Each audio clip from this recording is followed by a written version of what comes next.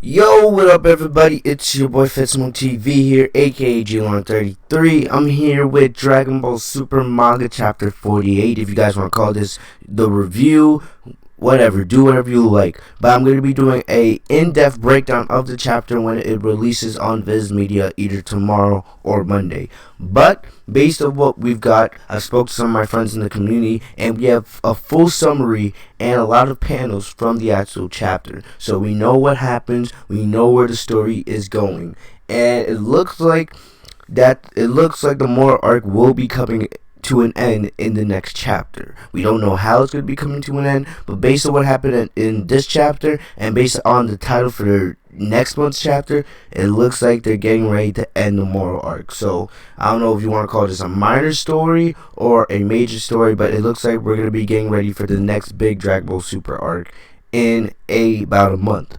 But the name of our manga chapter 48 is Moro's Wish. It talks about basically Moro. He collects all the Super Dragon Balls and he's able to collect his wish. Where we left off from last month's manga chapter, remember we saw Majin Buu and Moro going at it, and Majin Buu had the upper hand on Moro. So basically the summary goes, and I'll show you some of the panels a little bit later in the video. It goes, Buu's sleeping power of the Grand Supreme Kai oppressing Moro once again. So Goku and Vegeta are cheering on Buu as he's pounding away at Moro. So Moro is absolutely losing the Buu. Alright, Buu is going to town on him, and Buu has the advantage, it looks like, from every single angle. And part of that reason is they say that Majin Buu has become a lot stronger since we last saw him. So this is not the same Majin Buu that we saw in the, pre-tournament of power, pre-Universe 6, Universe 7 tournament where he fell asleep those two times. But he's definitely become more powerful. We don't know how, but partially it's believed that he's become more powerful by he's gotten connected to the Daikaiosen. And we later find out in this chapter that the Daikaiosen does reappear, and we'll get to that in just a couple moments. But Majin Buu, we know one thing about Majin Buu, he loves to use his body as a weapon. He's not a traditional fighter. Majin Buu uses his head as a weapon, and we see Jackal. Jackal exclaims that Buu uses a very unusual and unique way of fighting. Vegeta says that at times like this, Buu's unique fighting style comes in real handy. Goku then mentions that even though it appears that Moro's magic has no effect on Buu, Buu still appears much stronger than he was previously, just like we just talked about. And after Moro, after he's been beaten up by Buu for most of the chapter, he yells out that it would be impossible for him to lose if he was able to reclaim the full extent of his magical powers, as well as the ability to devour planets. So, when I read this, it felt very similar to, when Cell was fighting Super Vegeta back in DBZ. Because remember, we see Super Vegeta, he's absolutely destroying Cell. And then Cell's like, damn it, if I was able to, absorb Android 18 and unlock my perfect form, Vegeta will be nothing to me. It's kind of the same thing here, but we know Moro is a whole different type of enemy. So, basically, Buu, begins to mock Moro once Moro starts, complaining about how he wishes he had his full magical powers. So, Buu, calls Moro a wimp. And basically, he says, you shouldn't be making excuses because you can't beat me. And that isn't cool. I really like that about Majin Buu. So moving on. Next up, we see Goku and Vegeta. They continue to watch this one-sided fight. And based on the panels that I saw earlier, I'm very, very surprised that the fight is so one-sided. Alright? I didn't expect Majin Buu to just absolutely overrun Moro just like this. Alright? But Mirrors agrees that Buu is completely overpowering Moro, but Moro is able to use a vast array of magical abilities in order to turn the tide. So he instructs Buu on using that technique in order to ensure that Moro cannot counterattack. So Buu has a special technique up his sleeve to keep, or to at least counter, against Moro's magical ability. So what Buu does is Buu cuts off 4 copies of his own hands. Because remember, Buu has the ability to regenerate. Alright, so Boo cuts off 4 copies of his hands. Each time his hands regenerate, of course. And he uses those 4 copies of his hands to pin Moro down to the ground. And then he powers up some sort of ability. And then Moro gets scared of this ability. But all of a sudden, when it looks like Boo, he's getting ready to finish Moro off, we see the sky turn dark. And we all know what that means in Dragon Ball. That means the Dragon Balls have been, gathered and they're summoning. So basically, since we're on New Namekian, that means Porunga is set to appear. And Goku and Vegeta realize that this is because someone has summoned Porunga. And it's soon revealed that Cranberry, the guy that was Ben Moro's assistant throughout this arc, he was once a one of the higher members of the Frieza Force army. We see that he's the one that summoned Porunga. And basically what he's doing is he's not only summoning Porunga, but he's killing off, the Namekians that are trying to get in his way. And Cranberry says that being an upper-class warrior in the old Frieza forces, he's more than capable of taking care of young and old Namekians. Alright, so basically what Cranberry does first, Cranberry's first is he asks Porunga to heal his wounds. And remember, one thing that you gotta remember is when you're talking to Porunga doesn't, speak normal English. You have to actually speak the Namekian language to speak to Porunga and get your wishes. So basically, based on what I remember seeing from the scans, is that Cranberry is basically forcing one of the Namekians to state his wishes to Porunga, and if they don't, he'll kill them, basically. So what happens is Cranberry's first wish is he asks to have his wounds healed because he's on the verge of death. And that wish is granted. And Goku, points out that if Cranberry is able to grant all 3 of his wishes quickly, things could get ugly. So Goku and Vegeta, they decide to fly over to where Porunga is themselves. If Goku had enough stamina, he and Vegeta would be able to set instant transmission over there. But since they haven't regained their stamina yet, they're forced to fly. And they can't fly at full power because they don't have enough stamina and energy to do so at the moment. So then, basically what happens is, Moro notices as well, and then Moro telepathy contacts Cranberry and tells him to hurry and have Porunga restore his magical capabilities to what they were. And that the second wish is Moro regains his full magical ability. And then, once Moro gets his magical powers restored, he's able to break free of Boo's hold, and he rushes over to Porunga faster than Goku and Vegeta are able to, because Moro has his full magical ability now. He's at his full power. Goku and Vegeta are nowhere near full power because of what Moro did to them a couple chapters ago. So he's able to get to Porunga way before Goku and Vegeta are. So then Cranberry is about to make the third and final wish, and that third wish, and we found out about this a couple chapters ago, is that Cranberry plans to transport himself to a planet where the Frieza Force, the Galactic Patrol, and even where nobody can find him. Alright, nobody. So he can live the rest of his days in peace. But right before he's able to make the wish, Moro comes to him from behind and impales him. Basically stabs him from behind and kills him. Almost the same way Moro did to that super Namekian warrior a couple chapters back. And basically what Moro says is that Cranberry did well as his servant, but it looks like Cranberry won't be needing to make any more wishes. Cranberry is no longer needed because Moro has one more wish that he wants granted. Before, Cranberry and Moro had a deal that, alright, Moro's only wish at the time was, I want to have my full magical abilities restored. And Cranberry said, I just want to be somewhere where no one can find me and I can live the rest of my life in peace. Well, Moro changes his mind, and of course he's way more powerful than Cranberry ever could dream of being, so he easily impales him and takes Cranberry out. So basically then we see Mirrors, Jacko, the rest of the Galactic Patrol, they're on their spaceship, and they see Porunga, and Goku and Vegeta are finally able to get to where Moro is, but then we notice the Dragon Balls, they scatter, the sky turns back to normal, and that means Moro was able to make his third wish. But it doesn't show us in any of the panels what that third wish is. And then we see Goku gets very, very angry. He's like, he notices that Moro has killed all the Namekians around him. And Moro says, no, he didn't do that. That was actually Cranberry. But Cranberry, he can't say anything because he's dead.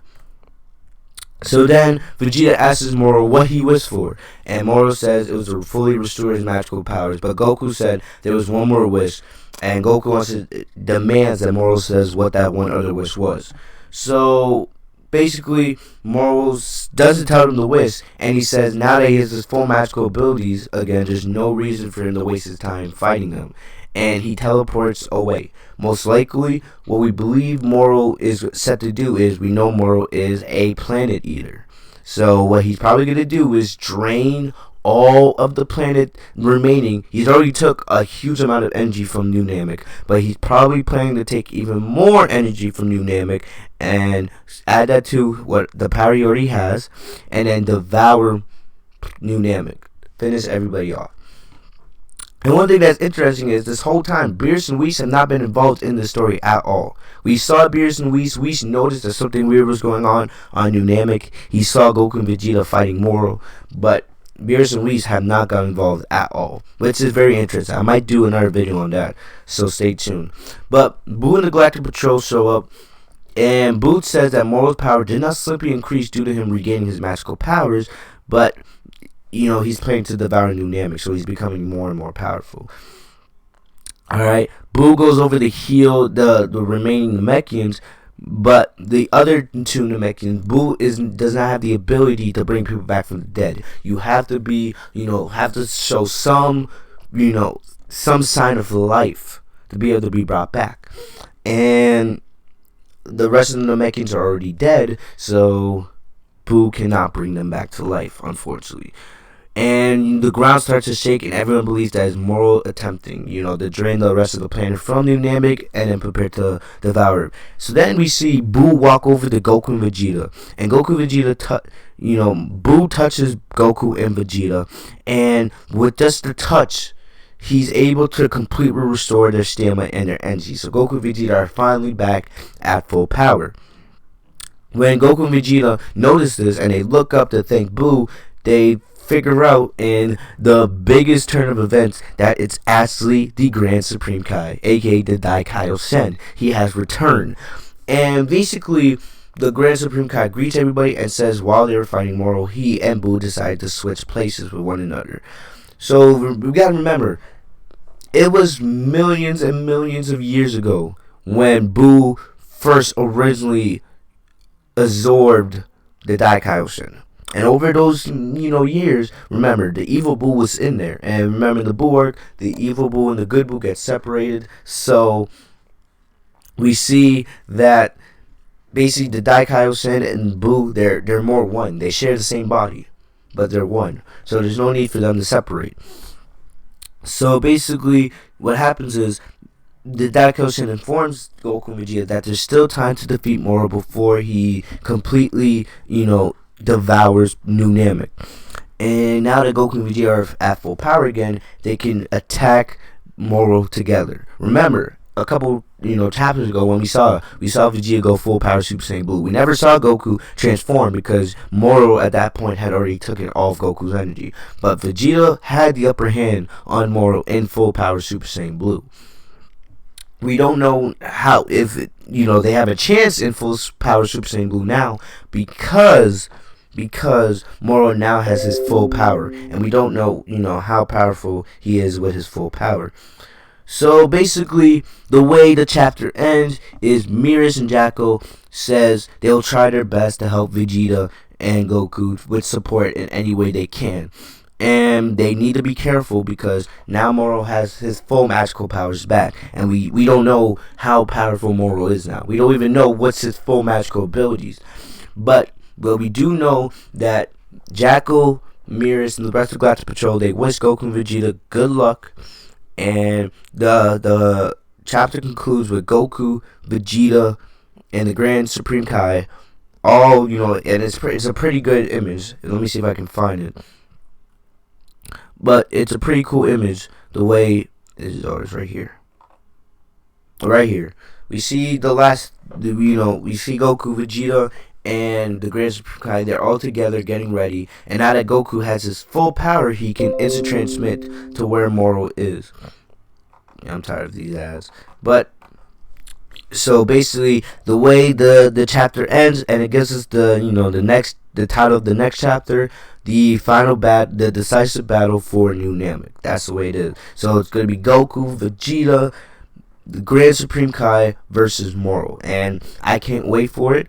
I have no idea what's gonna happen. So most likely, the way it's being teased that next chapter will be the last chapter of the Moro arc. The way it's being teased, it's gonna be interesting to see how this goes about, because Moro's at full power, but Goku and Vegeta are also back at full power. Is there a chance we see Gogeta? I don't know. Will we see Ultra Instinct? I don't know. Alright, I can expect we'll definitely see Super Saiyan Blue Goku, Vegeta. It's gonna be interesting to see what the Grand Supreme Kai has in store for us. But I cannot wait for the next chapter. I hope you guys are as well. But really quick, just want to show you guys some of these panels, and I'll have a full breakdown of everything once the chapter releases. But you can see here, we can see images, panels of Boo fighting Moro, absolutely overwhelming him. We can see Moro struggling in these chapters. We can see Goku and Vegeta, they're cheering they're cheering Boo on, and you're talking about how Boo's unusual fighting style is actually giving him an advantage in this fight. You can see more of that up here as he has the upper hand on Moro. We also see, I just showed you guys this panel. This was the last panel of the chapter. We got a little bit more of Boo versus Moro right here. This is also one of the best panels of the entire chapter. We see here, Boo heals Goku and Vegeta, completely restores their stamina and their energy, and basically we see right as Goku and Vegeta turn to thank Boo, we see Boo switches places and the Daikaoshin appears. And basically that's about it for most of the images of this chapter, really. There's a couple more. We see here where Moro impales Cranberry. Absolutely a brutal, very violent scene. We see how he dies right away. Poor Cranberry, but he kind of had it coming. Killing all those Namekians. And you can see here more as the Super Dragon Ball scattered after Moro, obtains all his wishes. And basically that's about it. Remember, the full chapter does come out on, either it's going to come out tomorrow or Monday. Most likely Monday, because it would kind of be weird for them to release a manga chapter on a Sunday. But either way, whenever it drops, if it drops tomorrow or Monday, I will make sure to have a full breakdown, in-depth breakdown of the entire chapter. Alright, this was a summary of everything that happened. But I hope you guys enjoyed this video. Make sure to like, comment, subscribe if you guys want more DBS news. Alright, make sure to enable notifications by clicking the bell right next to my name, Fitzmonk TV. As always, I love you guys. Thank you guys for all the support. I'll see you guys later. Have a great day, guys. Peace.